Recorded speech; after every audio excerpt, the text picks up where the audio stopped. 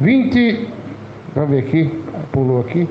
26, versículo 17.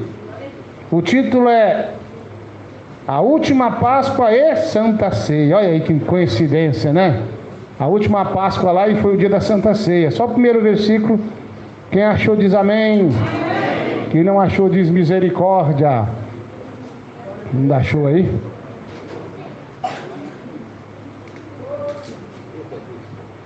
Amém, igreja? Amém. Vamos lá, São Mateus 26, versículo 17. No primeiro dia, aí perdi aqui, irmão, cadê?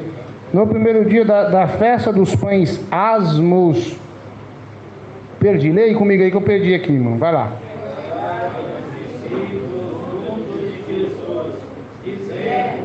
Onde queres que façamos os preparativos para a ceia da Páscoa? Amém. Fala assim agora, Jesus, que goteja como chuva, tua doutrina em mim. Assenta e dá glória a Deus. Pode bater palma, Jesus merece.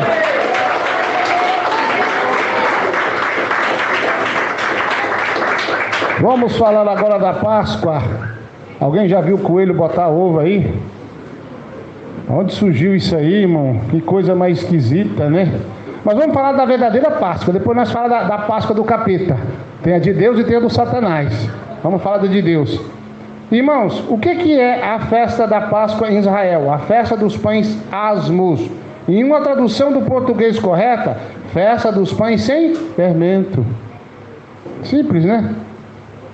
A festa dos pães sem fermento. Isso quer dizer. Mas o que realmente é a Páscoa lá? Será que tem um coelhinho lá botando ovo? Não, jamais. Mas tem lá uma coisa interessante que chama o carneiro pascual. Pastor, esse carneiro bota ovo também? Não. Mas por que inventaram essa? Daqui a pouquinho chegamos lá. O que acontece? Na festa da Páscoa em Israel, eles comemoram a saída deles do Egito. Então é a saída deles do Egito. Nessa festa, eles produzem pão sem fermento. Amém? Toda a Páscoa lá é assim. É o pão sem fermento que eles produzem. Eles pegam o carneiro pascual, ou seja, os carneiros, eles assam um carneiro. Depois de ali assar, quando estiver assando, eles pegam todo tipo de folhas amargas. Todo tipo de coisa que é amarga, jiló, jurubeba, tudo. E vai temperando ele com coisa amarga. Pastor, mas para que isso? Aí então, depois do carneiro assado, eles comem com pão sem fermento e aquela carne amarga também eles comem. Simbolizando a amargura do povo de Deus no Egito. Quem entendeu diz amém. Eles começam a dar um para o outro, come. Isso simboliza a nossa amargura quando nós estávamos presos lá no Egito, 400 anos preso, escravizado pelo inimigo. E eles começam a contar como era lá e como o que Deus fez para tirar o povo do Egito. Os sinais, as pragas do Egito, o sofrimento no deserto, os milagres que Deus operou no deserto, eles começam a contar a história deles. Pastor, peraí, o senhor está me dizendo que essa Páscoa do coelhinho não tem nada a ver com a Páscoa bíblica? Isso é que eu estou falando. Aí você vai lá e vai comemorar a Páscoa do coelhinho. Na verdade só é um disfarce. A verdadeira Páscoa da Bíblia é essa aqui, irmão. É relembrar e quando nós estávamos presos lá no Egito, como nós comia coisa amarga na mão do capeta e era escravizado pelo diabo. Então essa é a verdadeira Páscoa. Que aqui nós vemos que Jesus estava na Páscoa e também ele celebrou a Santa Ceia nesse dia. Quem entendeu diz amém. Amém. Então é só isso, pastor, mas como assim? Da onde veio a ideia de criar um coelho que bota ovo? Vamos lá. Olha, irmãos, nós vemos na história vários símbolos de deuses Uma dessas deusas da fertilidade é Afrodite. E tem vários nomes também. Várias partes do mundo, a deusa da fertilidade, ela tem vários nomes. Mas muitas delas, o símbolo da fertilidade é o coelho. Que coisa esquisita. Eles tinham os costumes de pintar ovos, que também simboliza a fertilidade, e dar um de presente para o outro, no paganismo e adoração à deusa da fertilidade. Quem entendeu diz amém. Quem está gostando diz aleluia. Pastor, mas então quer dizer que o diabo fez foi transferir o passado para o futuro, colocar o símbolo da fertilidade, que é o coelho, o ovo, que também simboliza isso, que eles pintavam o ovo e davam um de presente para o outro, e transformou o ovo em chocolate e pôs o coelho como símbolo da Páscoa, que já é antigo. Por que o coelho é o símbolo, é o símbolo da, vamos dizer assim, da prosperidade dessa deusa? Porque ele se reproduz rápido. Você pega um casal de coelho, você coloca ele trancado, mas a coelha, 3 meses ele dá a luz, mais 3 meses dá a luz de novo. Passado o tempo você vai comer carne de coelho demais. Eu tinha um parente que ele criava coelho para vender, né? E lá ele precisou de poucos casais, irmão. A reprodução deles é rápida. O ser humano observando isso e associando o coelho com várias deusas ou deuses da fertilidade no mundo, são vários, eu estou citando só um aqui. Eles se associaram, o coelho se reproduz tão rápido, vamos fazer um culto ao coelho, a deusa. Se esse ano o milho der muito, se o arroz der muito, se nós produzir muito aqui na terra, se os animais der muito filhotinho, nós vamos fazer todo ano um culto a essa deusa. Aí então eles pegaram o coelho como símbolo da fertilidade, da prosperidade. Aí depois disso, achando um pouco, pegou os ovos e começou a pintar, e no dia dessa festa um dá de presente para o outro. Tamo aí, tamo lá. Então o diabo, ele é astuto. Ele pegou as deusas, os deuses antepassados, e colocou no futuro com a desculpa que Jesus tem alguma coisa a ver com isso. Quem entendeu diz amém. Amém. Pegou uma festa bíblica, que é realmente a Páscoa, é uma festa bíblica, e transformou nisso que estamos vendo hoje. Mas o que é a Páscoa? É a ressurreição de Jesus. Espera aí, irmão, está tudo errado. A Páscoa é uma festa, uma celebração, virou uma bagunça, irmão. Sexta-feira na porta de casa estava lá a crucificação do Jesus deles. Eu acho engraçado que é 45 dias, né? A quaresma, 45 dias. Não pode comer carne vermelha, mas o padre está se lambuzando com churrasco todo dia. Sabia que ele come carne vermelha todo dia, o padre? Aí o abestado fica lá sem comer carne vermelha. Um dia uma pessoa falou para mim assim: você não pode comer carne vermelha. Eu falei: por quê? Porque não pode, por causa da quaresma. Eu falei: eu não vou comer se não tiver, se tiver eu vou comer. Não tem esse negócio não, irmão. Então o que acontece? Aí eles passam 45 dias, não pode xingar, né? Mas apesar que xingam, guardando não sei o que. Aí na sexta-feira, eu gostava da sexta-feira da paixão quando era menino. Meu pai e minha mãe não me batiam. Menina, amanhã eu te tiro aleluia. Mas era bom. Era bom demais. Essa parte era boa. Mas não podia nem assobiar, que não podia também, chamava o capiroto. Aí guarda 45 dias, guarda a sexta-feira da paixão. E no sábado vai fazer o quê? Roubar a galinha. Tirar aleluia também, né? Tirar aleluia, roubar a galinha. Tá certo, igreja? Então para de ficar guardando essas coisas, irmãos. É antibíblico. A Páscoa, irmãos, realmente na Bíblia é uma celebração. Eles celebram, festejam o livramento, o retorno deles, sair da mão do Satanás e servir a Deus, a saída deles do Egito, melhor dizendo. Eles comemoram, eles lembram os dias amargos que passaram no Egito, escravizado pelo diabo. Eles comemoram, lá, irmãos, judeus, eles comemoram isso aqui, para eles é uma grande festa. É uma grande festa. Satanás tirou o carneiro pascual, tirou ele para a banda e agora colocou o coelhinho, que é acima da deusa da fertilidade. Quem bate palma e dá glória a Deus aí? Pastor, mas eu acho bonito também ver a encenação de Jesus sendo preso e morto. Eu acho tão lindo. Minha menina Ana, ela nunca tinha visto. Vocês sabem onde eu moro, assim, tem uma lajinha, né? Você sabe que eu sou gatinho da laje, né? Os irmãos não concordam, mas tá certo. Deixa eles, né? E ela nunca tinha visto, né, irmão Isaí? Irmão Isaí, tinha que ir lá ver, irmão Isaí. Mandei umas fotos pra ele lá. E ela já dormiu com medo. Eu falei pra ela que ia ter isso lá, né? Em frente de casa.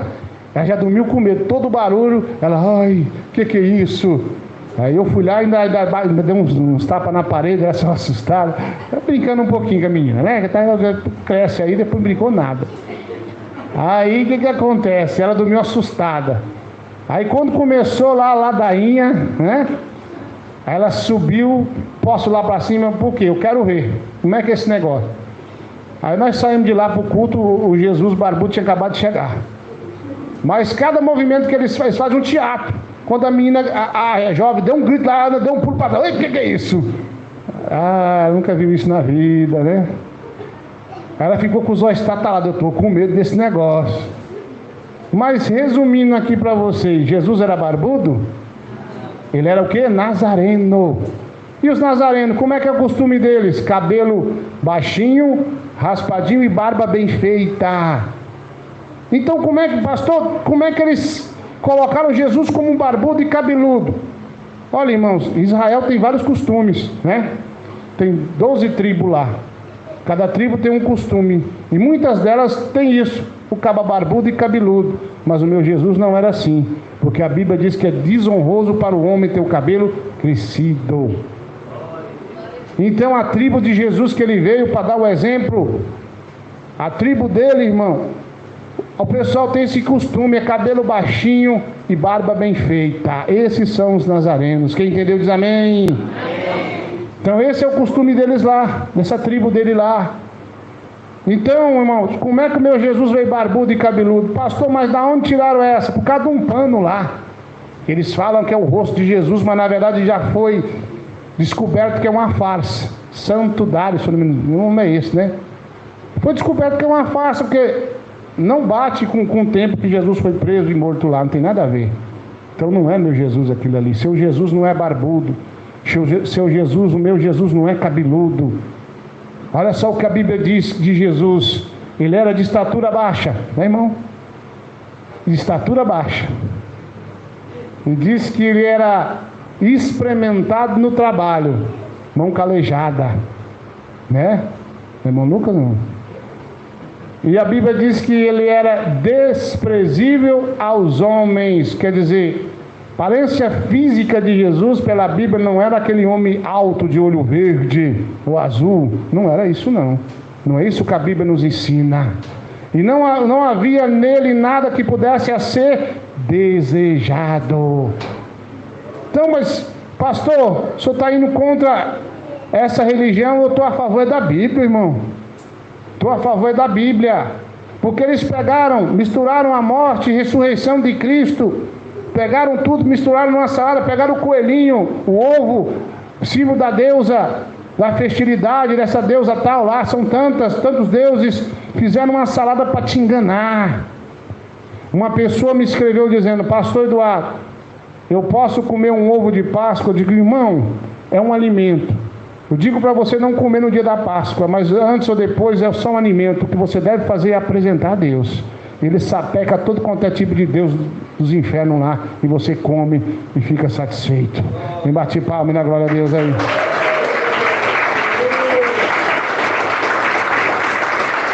Então, meu irmão, minha irmã, cuidado que você anda ensinando teu filho que coelho bota ovo. Eu tenho um lá, né, o Billy, nunca botou ovo. Olha lá, ele dá muito trabalho.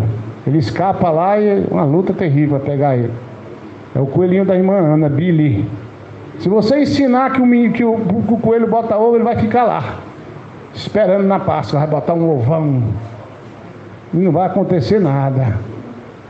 Então não ensina essas coisas para o teu filho, não. Ensina para ele que a Páscoa não é o que o mundo está ensinando, não. Porque o mundo tem enganado demais. Nós temos que ensinar nossos filhos a verdade bíblica. Se o povo de Israel lembrava do que passou no Egito, passou no deserto, vamos lembrar quem nós era no mundo, escravizado pelo inimigo. Quantos aqui passavam a noite bebendo cachaça? Às vezes você dizia assim, não vou beber, e o diabo fala, tu vai, meu cavalinho, vamos. Não é.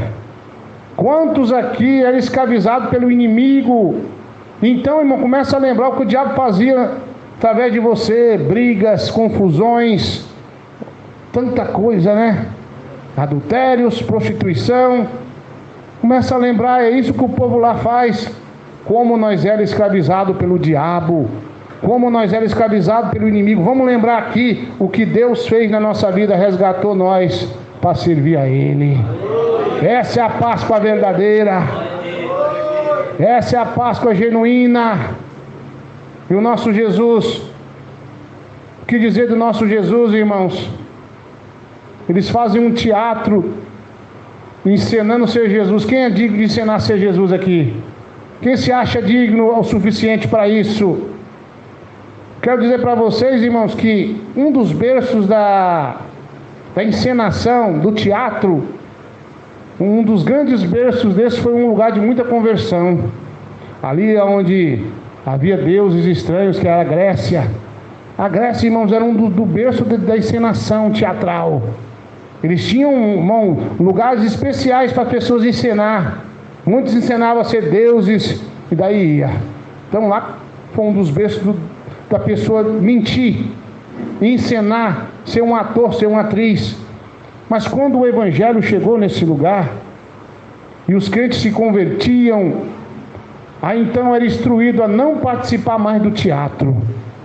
Era instruído, você se converteu, você não vai no teatro e nem você vai fazer papel de nada no teatro, porque isso aí é uma mentira.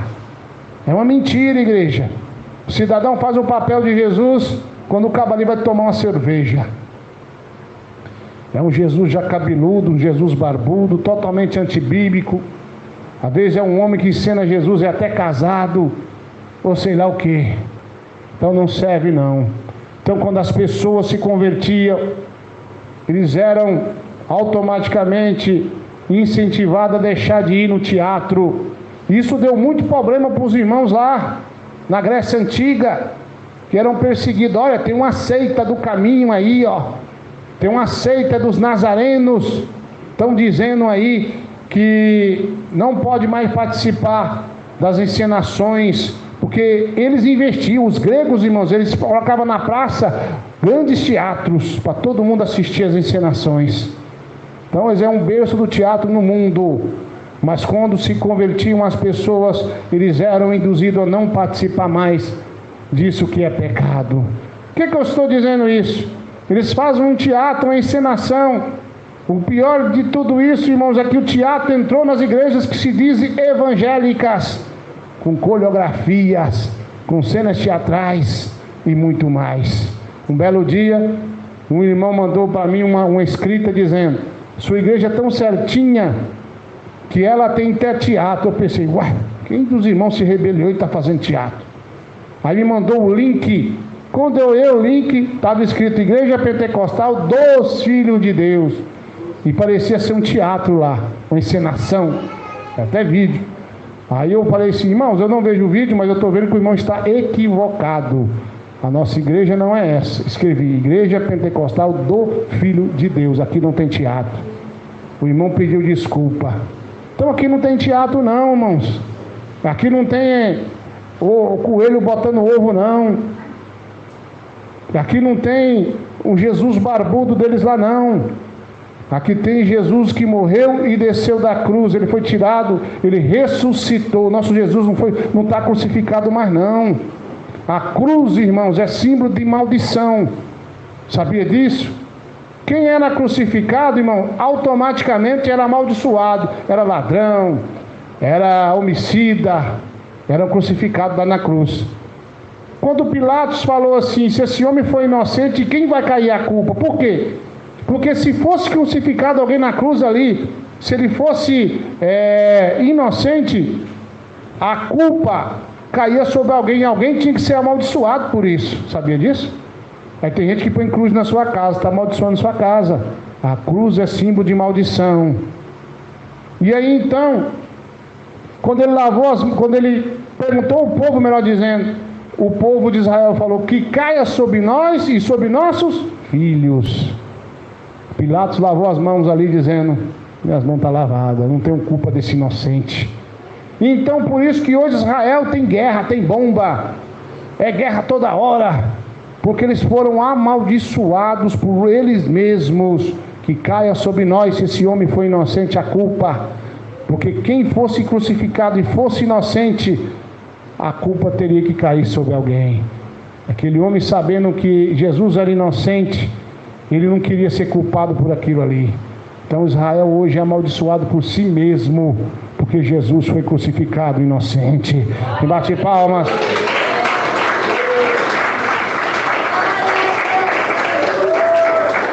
Amém, igreja?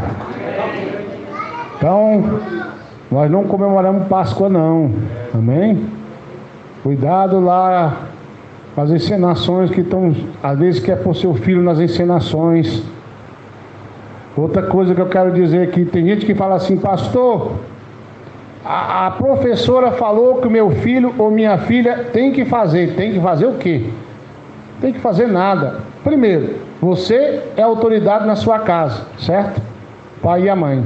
Segundo, que nós temos uma liberdade chamada religiosa.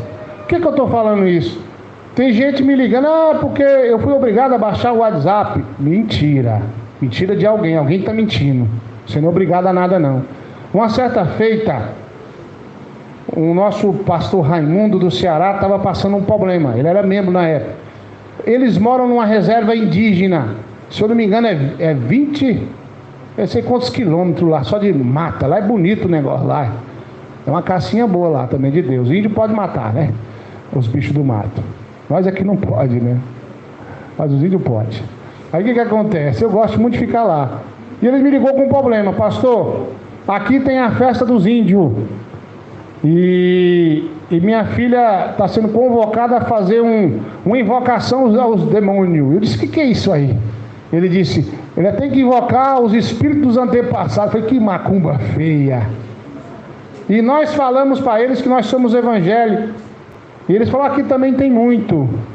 É uma celebração indígena, todo ano tem. Aí então eles estão dizendo que nós somos obrigados a deixar nossos filhos fazer isso. Aí eu liguei para a advogada, falei: um momentinho. A doutora falou: que é isso, pastor? Primeira coisa que ele vai fazer é dizer: é minha filha, eu não aceito, ponto final. E depois, se não quiser, nós partimos para o outro lado, né? Que é a questão da liberdade da religião no Brasil, né? Mas só foi até aí. Aí ela falou: aí quando o pastor foi lá e falou, aí eu quero falar com esse pastor. Eu digo: me dê o número dela aí. Você acha que me atendeu que dia? Nunca atendeu, porque está errado. Eu só ia dizer para ela: doutora, eu digo, melhor dizendo, diretora, o Estado, ele é laico, né? O que quer dizer isso? O Estado, ele não se envolve em religião de ninguém. Uma coisa que as pessoas falaram assim: tirou o ensino religioso das igrejas. Ó, irmão, eu fiquei triste, eu gostava do ensino religioso, mas se o pastor pode ensinar, ou se a professora que é evangélica pode ensinar a Bíblia, o macumbeiro também pode ensinar como é que corta o pescoço de uma galinha preta. Que essa é a liberdade religiosa no Brasil. Então, irmãos e irmãs, estão ouvindo essa mensagem. Você está falando aí: minha filha é obrigada a usar calça no colégio, é obrigada a usar tênis. Mentira de alguém.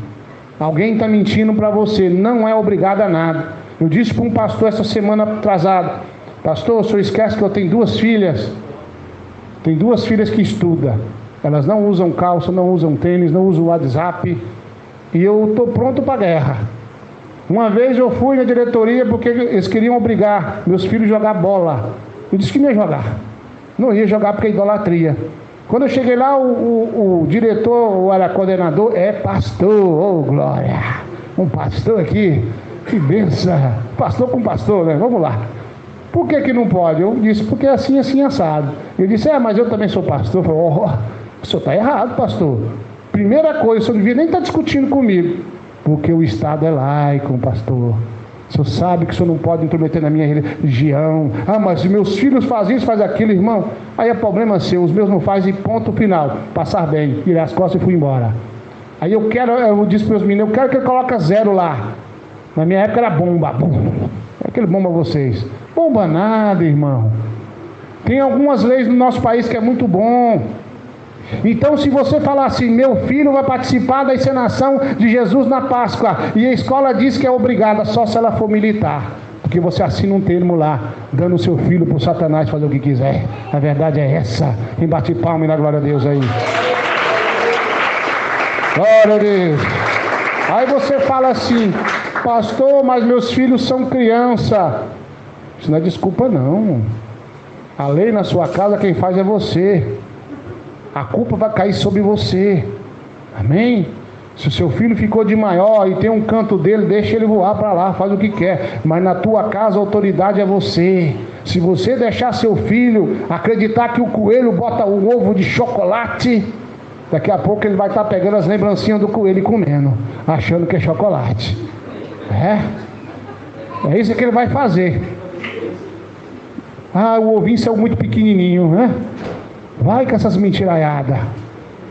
Vai com essas conversinhas. Um dia, irmãos, quando algumas pessoas mentiram, né? Um dos meus filhos na época.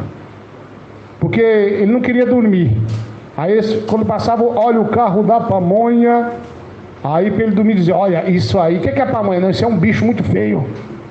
Pega menino no carro da pamonha. Aí toda noite o carro da pamonha passa, olha o carro da pamonha, vou dormir, o carro da pamonha vem me pegar. Eu nem me lembrava mais disso. Um dia os parentes reuniram para fazer uma pamonhada. Aí eu levei ele, fiquei ali brincando, tinha uma avenida lá, eu gostava muito de brincar. De repente, gritaram, a pamonha saiu. Mas esse menino começou a correr e chorar pro lado da avenida. Olha o que mentira dá, tá vendo? E eu corri, peguei ele e fui explicar para ele o que era a pamonha direito, a verdade da pamonha, mas não teve jeito, não quis nem saber de comer a pamonha, ficou chorando, vai me pegar a pamonha. Então esse aqui dá mentira. A mentira tem perninha curta, né, irmãos? Então se você ensinar que Papai Noel vem, dá brinquedo pro seu filho, talvez venha, mas não é o Papai Noel não, é o Exu Noel, atormentar teu filho durante a noite. A história do Papai Noel, irmãos, é semelhante com a história de Jesus, né? Onipresente, onisciente, parecido, não é? É muito parecido, tentando tomar a glória do nosso Deus. Então, meu irmão, então, minha irmã, cuidado com essa Páscoa satânica. Cuidado com essa história aí que Jesus é barbudo, é cabeludo, que a cruz abençoa a tua casa, é mentira, porque você está amaldiçoando a tua casa. Quem bate palma na glória a Deus. Bom, você sabe o que é a Páscoa, muitos já sabiam. Então, cuidado, meu irmão, minha irmã. Vamos ensinar nossos filhos a verdade bíblica. Que a Páscoa é ali a lembrança de quando o povo estava no Egito, e também comemorando a saída do povo de Deus do Egito, da escravidão. Se você saiu da escravidão, você vai obedecer essa doutrina do alto, vai obedecer a doutrina em todos os sentidos, porque tem gente que fala assim, eu vou obedecer aqui, as vestes, tudo, vou apagar até o WhatsApp, mas meu filho é criança, ele vai participar lá da encenação, do teatro, da escola tal, lá naquele lugar lá, você está amaldiçoando o seu próprio filho. Então ensina a verdade, exija a verdade. Se amanhã ou depois ele crescer, e você chegar na casa dele, está lá a arvinha de Natal, está lá o símbolo da deusa da fertilidade, que é o coelho, para lá e para cá, as fotos. Aí você diz, lavei minhas mãos, eu te ensinei a verdade, agora é com você. Amém? Quem bate palma e dá glória a Deus. Aleluia. Fala assim comigo, Jesus. Obrigado. O Senhor me ensinou a verdade sobre a Páscoa. Amém. Quem bate palma e dá glória a Deus.